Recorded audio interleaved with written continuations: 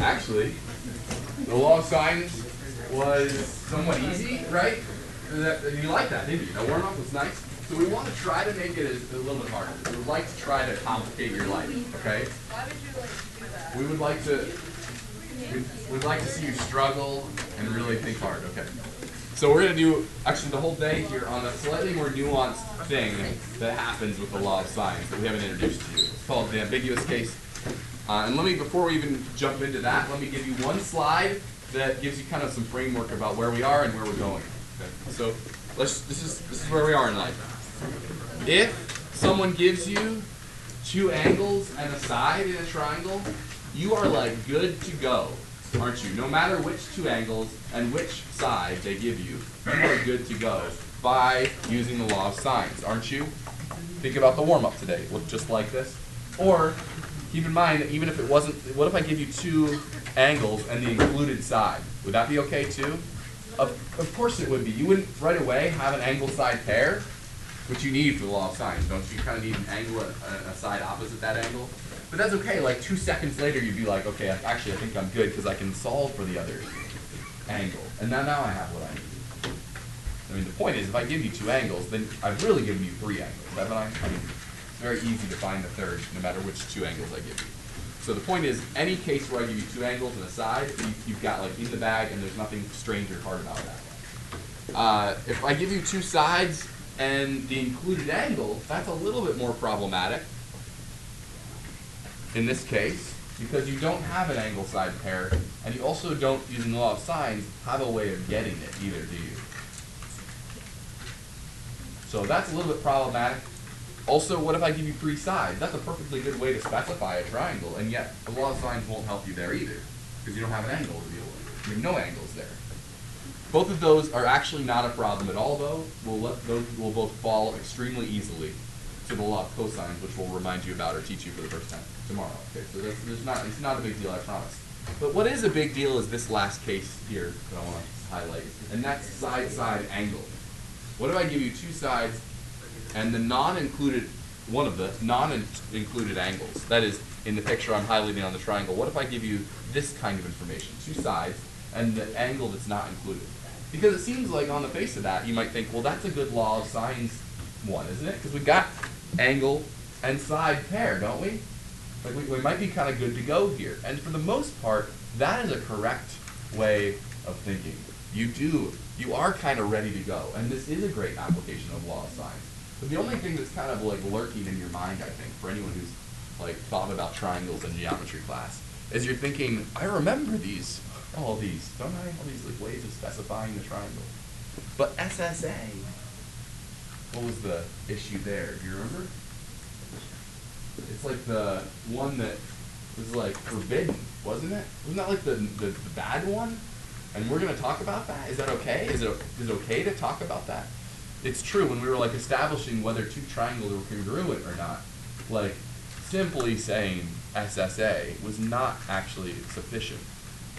And the reason is, actually I drew this triangle in particular in such a way as to make that clear here. For example, if I gave you a side and this particular angle, do you actually see for this particular triangle that there is actually another triangle that satisfies those three constraints? Clearly, this side needs to be, we'll draw this side here, and then this side has to be here with this angle. But this side kind of has some freedom, doesn't it? Because I didn't specify these angles. So do you see that it could kind of fit in there instead, like it could actually be there, and the triangle, we could draw that triangle instead, and it would still satisfy the three constraints, wouldn't it? Do you agree? That there are actually two possible triangles if I specify this particular set of two sides and this particular non-included angle? It's an interesting situation. It doesn't always happen when we have SSA. We're going to kind of tease out when this happens. Sometimes there might be two triangles, sometimes there might be no triangle. And we want to kind of work through all of those different cases that can happen. Still a useful question. If I give you these two sides and this angle, and I could say solve both triangles, go ahead. You know, whatever, that's fine. So we'll do that too. So we're going to, that's the whole idea, is to delve into that particular case today using law of sines. It's that interesting and that nuanced that we want to like actually actually tackle that last case. And that's all we're doing. For the purpose of our discussion today, we're always going to use these letters and this triangle picture in this orientation. Okay, so just you may want to like kind of have this picture at the ready. Again, we got A opposite A, B opposite B, C opposite C, and I've also drawn in this yellow vertical perpendicular segment, the altitude, the height, whatever you want to call it. And I'd like you to tell me if indeed the things we're going to give you today and all the development, all the theory, I'm going to give you these three things. We're going to assume those are the three things that are known, just like the picture on the previous slide. Side, side, and an angle not included. So I'm going to give you those things. If I were to give you this side length B, let's say it's 100 units long, and this angle, let's say it's 52 degrees, could you compute the height if you wanted to? I just want to like put that out there. Could you? How would you do it? Keep in mind that if this really is a right angle, then what we have over there is a right triangle, don't we? So could you compute the yellow length?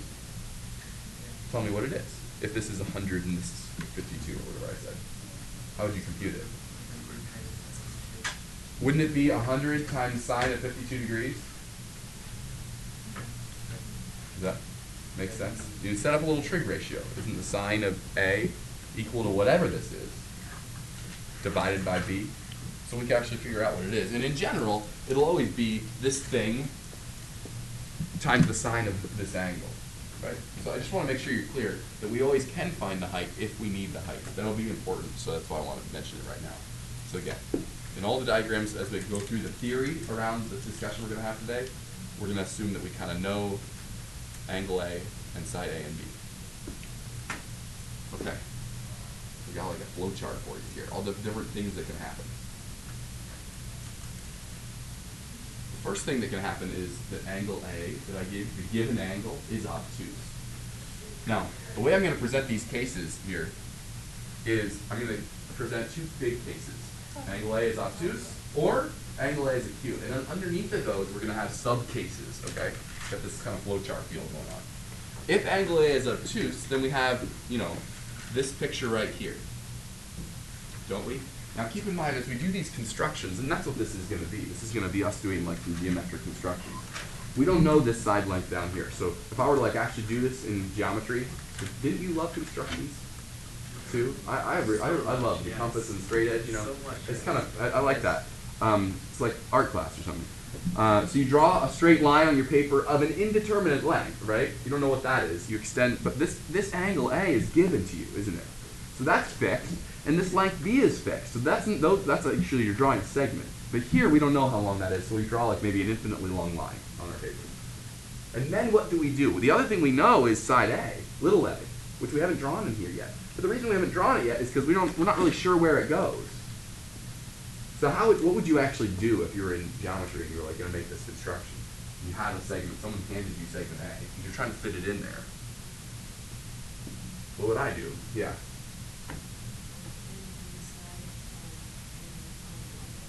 Yeah.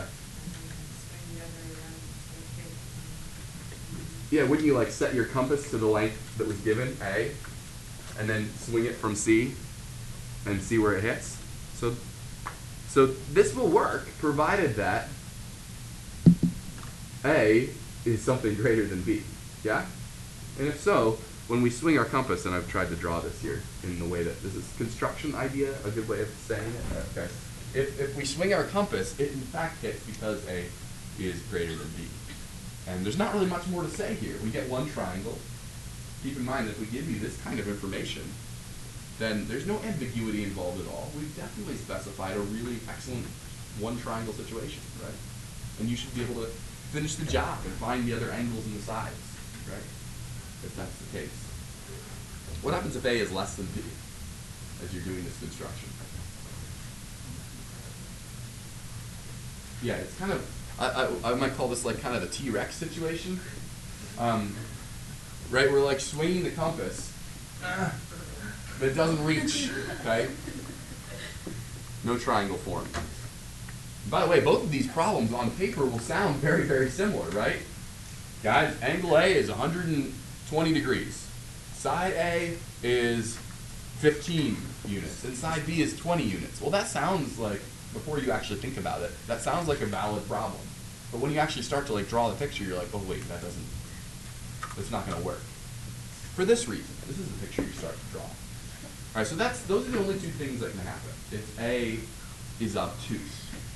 So that's a nice situation. It either works or doesn't. There's not too much discussion. This is the slightly more complicated case if angle A is acute. Maybe you already can kind of think about why. What's the key factor in determining whether, as we swing side A, it's going to reach when A is acute? So now we're here. The minimum distance that we need to reach is really what? It's no longer B, right? We don't have to necessarily be as long as B. What's that minimum distance? We actually already gave it a name today. It's the height, right? Isn't that like the shortest distance to the line is the perpendicular line segment? So that's the thing I really want to bring into the picture now, and this is why a few minutes ago I asked you, if we need the height, could you calculate it? I hope you can. Because right now, here is where we need it, don't we? If A happens to be less than H, then what's the picture? What's going on there? What is it? That's right, it's the T-Rex situation. You got it. It doesn't quite reach, right? We're like swinging again. It's not enough. Trying to reach the bottom side. And again, a problem like this sounds very normal in the way it's presented. It sounds just like every other problem on this slideshow. Right? But when you actually go to do the computation of the height and you're like, oh, it doesn't reach, you actually check the height, and you check A, and you're like, A is less than H, this is not going to work. And we might say that in the problem. We might say, solve this triangle. And when we do, your answer will be, I'm sorry, I can't do that. If there is no triangle. Yeah, so will we give you a problem like that? Yes. I was just going to ask if there's an actual way to solve that. No. All right, what if the next case is, I guess I shouldn't have put it up there yet. What happens, when do we barely reach? When do we finally reach? Well, when A is equal to H, right? And in that very special particular case, there's not very many values of A that will satisfy that. If A happens to perfectly equal the height, then not only does it reach, but we get what kind of triangle? We get a right triangle, and how many different possible triangles are there? Really, still, this is only one triangle, isn't it? And will we be able to solve it? Absolutely. Are you going to be able to find the other angles and side? Yes. So we're still in this case where A is acute, aren't we? So then what? What's the next thing I want to consider? Think about, I'm not done with my cases, am I? Yeah, if A is greater than H, right? In which case, what will happen when we swing our compass? Yeah, maybe it'll hit twice, except there is another consideration to make too. Yeah, we can't make it, if it's greater than B, then we have a little bit of a problem. So we want to introduce this interesting criteria here. If A happens to be greater than H, then we definitely get a triangle, don't we? If A is still less though than B, then we actually get two triangles formed. So let's watch this happen here. If we swing, notice I've made it just a little bit longer than the height. Notice here that we have one place we could stick in A1. This is kind of what we were trying to illustrate at the very, very, very beginning of today. This is that time when this happens. Or, we could have that placement for A. There are two places to put that segment of that, the same length segment. And both will satisfy the constraints of the original problem. And if you haven't seen them, if you can't see them there's one highlighted in yellow. And there's the other triangle highlighted in yellow. You see them? They both have the same, they meet the criteria, don't they? Is that clear? And in this situation, if we ask you to solve a triangle, again, it will look like a normal triangle on paper. You're like, okay, I have no idea what's going to happen. There could be no triangle. It could be one triangle. If it's two triangles, then we're going to ask you to solve both. Okay? Right. Now I have a little applet that I made for us. An applet. Oh. Where is it? Alright. And I did this exactly like what we were just talking about, right? If, isn't this how we would do the construction? Again, we don't know how long this is, so we'll just draw an infinite line on the paper. We have a fixed, I set it right now to be 30 degrees, and then and then side B is some known length, which is 5 right now. I just set that to be 5. And then if A is 1, nothing, we don't get a triangle. In fact, we can show the circle here. If we're drawing this circle, if A is like 0.5 or 1, it's not good enough. How high does it need to be to reach? Well, if B is 5 and A is 30 degrees, what's 5 sine 30? It's 2.5, isn't it? Boom. So as soon as A is 2.5, we have one triangle, don't we? And it's the right triangle. But then as we get bigger, we have 2 possible triangles, don't we? And then the last case, which we haven't talked about, what happens if A is greater than B? Right? We only have one triangle. Do you agree? By the way, this applet is linked in the PowerPoint. And sorry, I should have been showing the height here just to compare, right? That's how big we need to get. You can change not only A, but we can also change like B here, or angle A too. So you can play around with that and see why this all makes sense. Okay? And all of our diagrams we just made, I use the same letters in my applet. All the diagrams we just made are all right here in one diagram, right? It's an interactive version of what we've just been doing. Great. And actually, I think I have another applet link that someone click for video. Someone made a video. Okay, you can watch the video if you want. If we have time, we'll go back and watch the video. All right, so the last case that I didn't mention, but you just saw in the applet, is this case, right, where A is greater than B, and we only get one triangle. So there we go. We're doing well here. How do you feel about all the cases? We just did them all. We did all the cases, but now we have to actually do some number crunching, actually solve one of these. Make sure we're feeling good about this.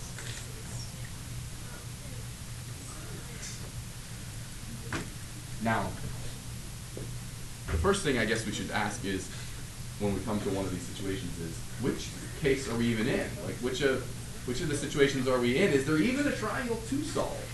Is the question we should be asking. So let's start by practicing with that question. I have a couple different situations, and I'm not asking you yet, though we will before you leave today.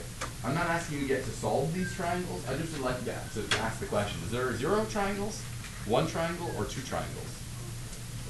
And in the first case here, I've given you A, and B exactly matching what we've been doing earlier on in the PowerPoint. Yeah, these are the things I promised I'd give you, right? But then now I depart from that as we go down this list. Okay, so what does that mean? Well, that doesn't.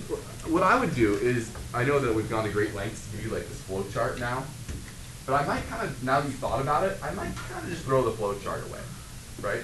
And actually think about these and draw pictures fresh for each one. Now, which case is this? Well, I don't know. It's case 1A, or no, it's case 1B, whatever. Let's draw the picture, right? Angle A is 110. Side B, that's this. We'll make that this side. 8. Make that 8. Will 12 fit in here? We don't know how long this side is, but will 12 fit? Yeah, it'll fit in there. One triangle. Move on. Right? Draw a picture for each of these. So go ahead and do that approach. Don't be thinking like on the next one, like, oh, okay, well D. That's really A in the way I like to think about it. In which case is this? Oh, this is case 2C or something. Right, just draw the picture. Okay. Draw the picture. We'll give you a couple minutes to solve all of those with your table. Not solve, excuse me. Just tell me how many triangles there are.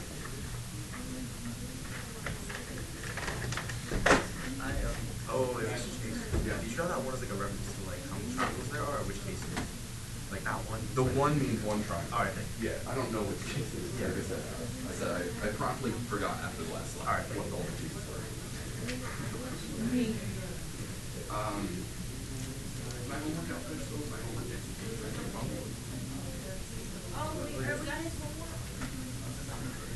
You guys know where I'm going to answer?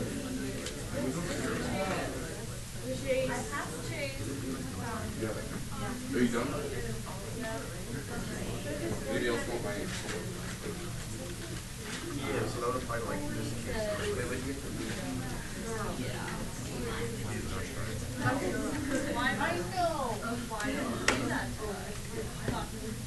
Oh wait, it's not.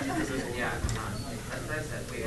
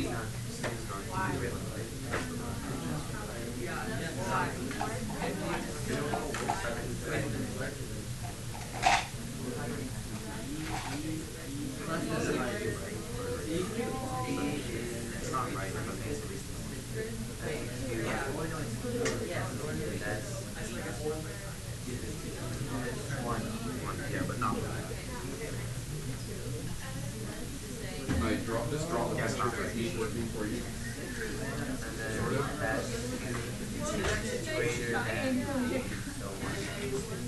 No, if you always think about when we're doing no, it's less. It's so not. I don't know.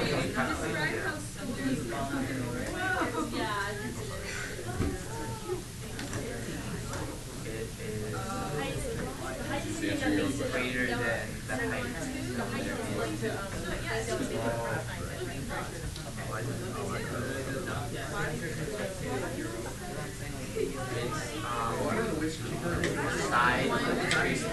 Side that's not the angle behind the side.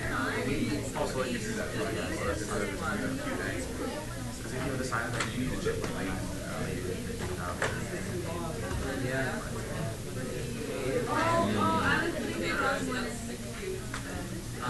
Because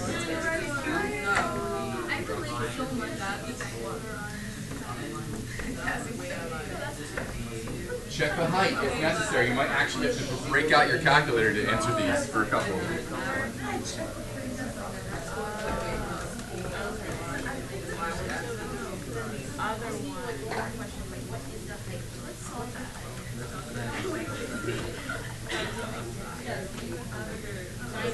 Greater than the height, but it's less than.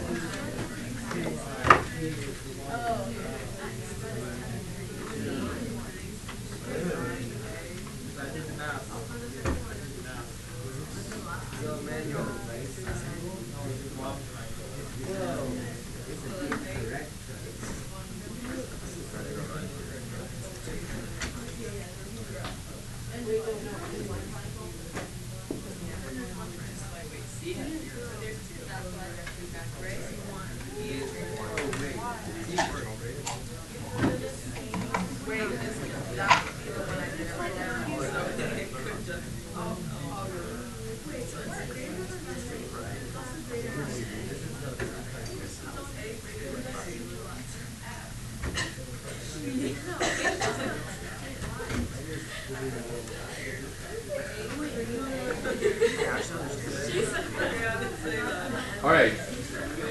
Hopefully you're on the last one or something. Okay, here we go.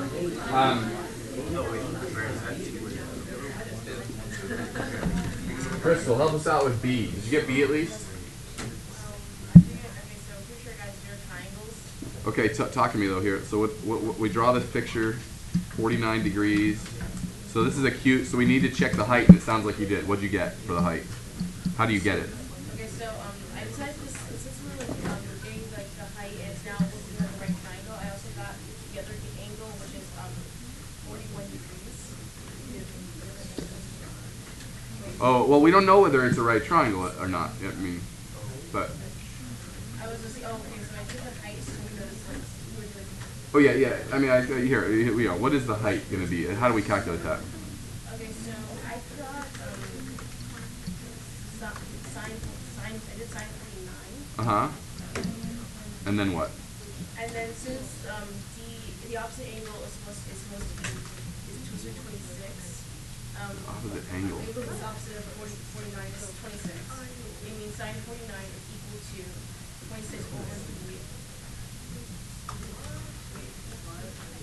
I'm trying to figure out where you're getting that 26 from. No, because this is equals 26, and then the angle that Oh, that. this is going to be 26. Okay. Yeah. Yeah. So, so sine 49 equals d over the height, which is D over the height. You mean D over 41? yeah. Okay, so and then sine 49 points to that side, Yeah. and sine 41 equals 30.9. 41 times sine 49? Yeah. I need to check that. 41 sine 49. 30 point. Yeah, 30.2 approximately. Okay.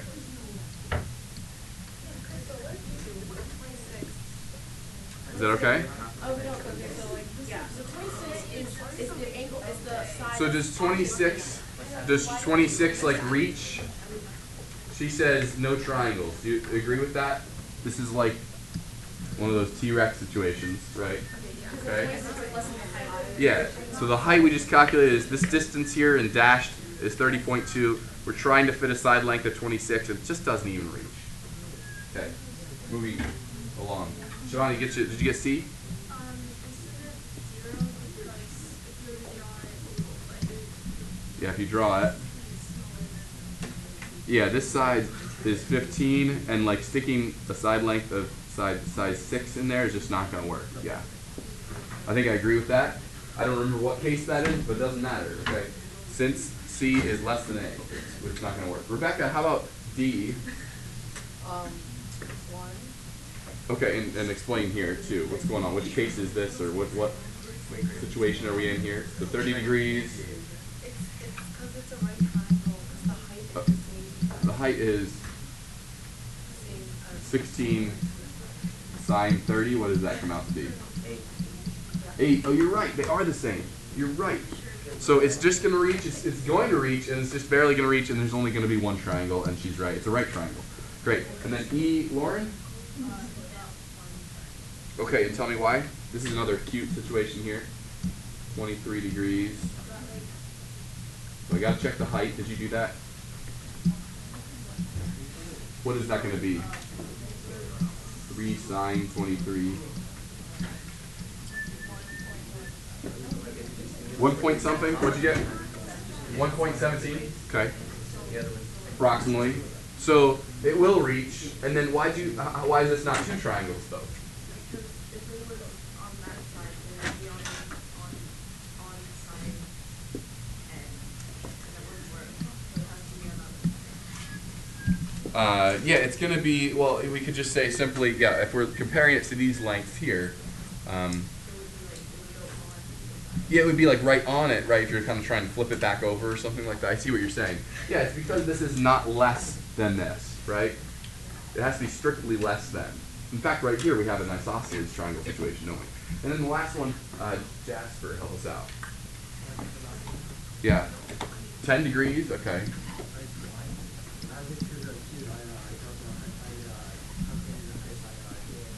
What is the height?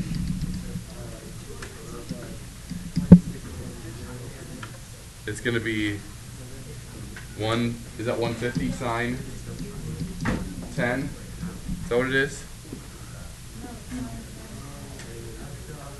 What does that come out to be? What'd you say? 26-ish. So it'll definitely reach. And why is it 2 triangles though?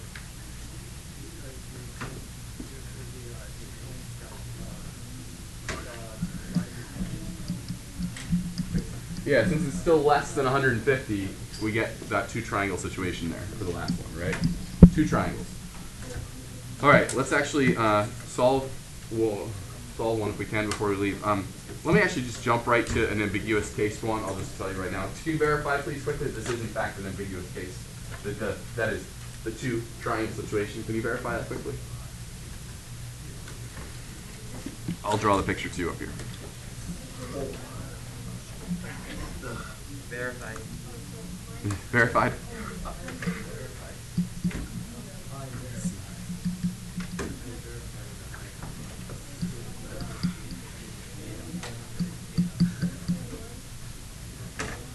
So you check the height, and you got 11 sine 35, which is approximately 6 something? 6.31.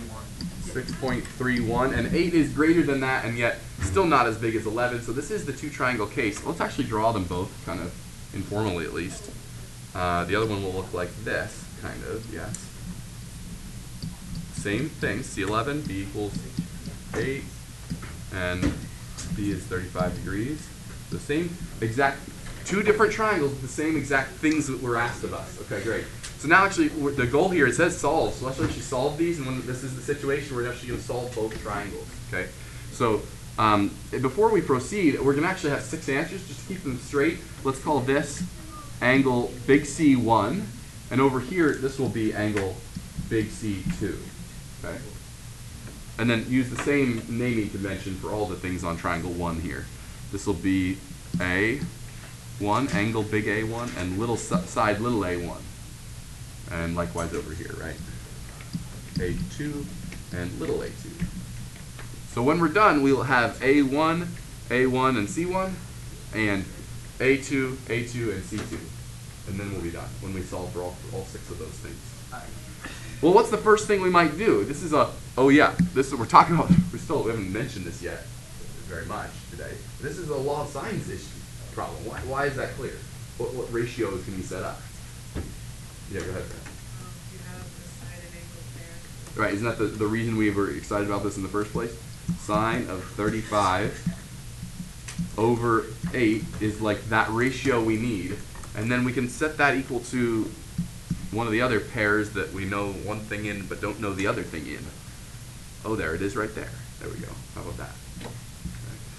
So sine C1 over 11. So in a second, we're going to know C1. C1 is approximately, and get this value. You know, you're going to have to do the inverse sine of something, right? Get this value and then store it in your calculator too, if you will. Store it in your calculator, if you will. So I'm going to do the inverse sine of something here. 11 sine 35 over 8. Make sure your calculator's in degree mode, of course. Did you get 52? Yeah. 0.1 degrees approximately. So we're going to put that in a box because that's 1/6 of the way done with this problem. There we go. And then if I didn't tell you already, please store that value because we will need it again, I promise. Okay, so store that value. You know how to do this. Store this in, how about letter C on your calculator? Okay. Teach your friend next to you how to store a variable. Use the store button and then pick your letter. Okay. All right, if we have B, angle B, and angle C1, then what might be the next thing you get? How about angle A1?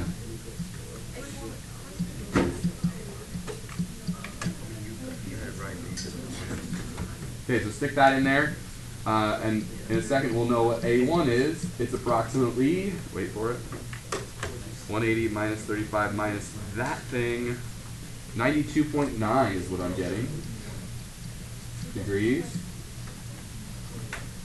See how much progress we're making? We're doing great. And then last we need little a1, so the sine of 35 over 8 equals the sine of the thing we just calculated over a1.